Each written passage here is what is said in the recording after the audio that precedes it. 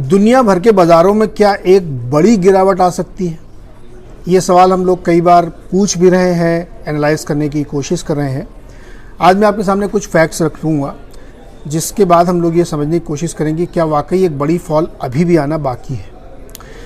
आपने देखा होगा ग्लोबल इक्विटीज़ में पिछले कुछ दिनों में दुनिया भर के बाज़ारों में, खासतौर पे अमेरिका चूँकि सबसे बड़ा मार्केट है, वहाँ पे लगातार गिरावट थी, लेकिन हल्के से संभलने की कोशिश की है। बॉन्ड यील्ड बहुत ऊपर गई थी, कच्चा तेल बहुत ऊपर गया था, ब्याज दरें बहुत ऊपर जा रही थी, तो उसकी वजह से लगातार गिरावट थी। लेकिन अब थोड़ा सा बाज़ार संभलने की कोशिश कर रहा है। तो क्या बाज़ार संभलेगा या वाकई एक बड़ी गिरावट से पहले की ये रुकावट है?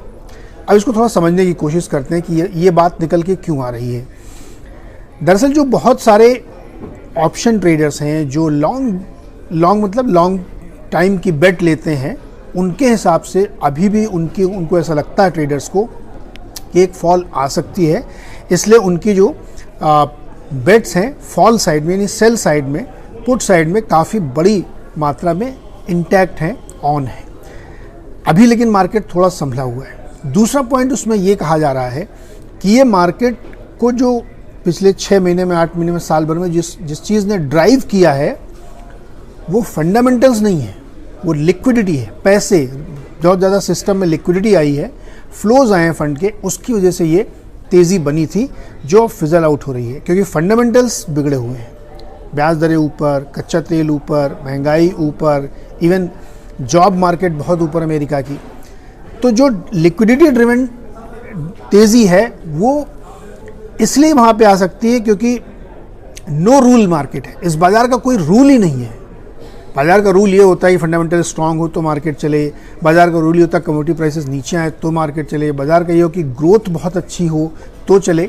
यहाँ पे सब चीज़ डिस्टॉर्टेड है, कोई रूल नहीं है, एक ही रूल है कि लिक्विडिटी है। अब दूसरा पॉइंट इसको देखते हैं। बहुत सारे फंड्स का ये कहना है, बहुत सारे ब्रोकरेजेस का ये कहना है कि जो सिस्टम बेस्ड मोमेंटम चेस करने वाले फंड होते हैं आजकल, जो जैसे इंडेक्स फंड होता है उसको इंडेक्स चेस करना है, सर्टेन पैरामीटर्स पे वो लोग काम करते हैं और वो सब सिस्टमिक है, उसमें मैनुअल इंटरवेंशन कुछ नहीं होता है। तो मार्केट में जिस तरीके की कमज़ोरी देखने को मिल रही है, कच्चे तेल में जिस तरह की उठापटक देखने को मिल रही है, उससे उनको ऐसा लगता है कि अगर इंडेक्स में बहुत ज़्यादा मूवमेंट नहीं हुआ तो भी मार्केट में एक बड़ा सेल ऑफ आ सकता है, क्योंकि बहुत सर्टेन लेवल्स ब्रीच हो रहे हैं जो कि उनकी जो मशीन है वो उसको रीड करेगी और सेल कर देगी।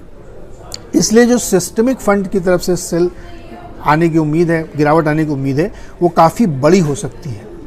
गोल्डमैन सैक्स भी यही बात कर रहे हैं, जेपी मॉर्गन भी यही बात कर रहे हैं कि सिस्टमिक सेलिंग आ सकती है और इसका क्वांटम ग्लोबल मार्केट में, पूरी दुनिया में, केवल अमेरिका में नहीं, पूरी दुनिया में 48 बिलियन डॉलर्स के बराबर हो सकता है और ये बहुत शॉर्ट पीरियड में हो सकता है। तो इसलिए खास तौर पे अमेरिकी मार्केट के जो अदर फंडामेंटल्स हैं उनका स्टेबल रहना बहुत ज़रूरी है।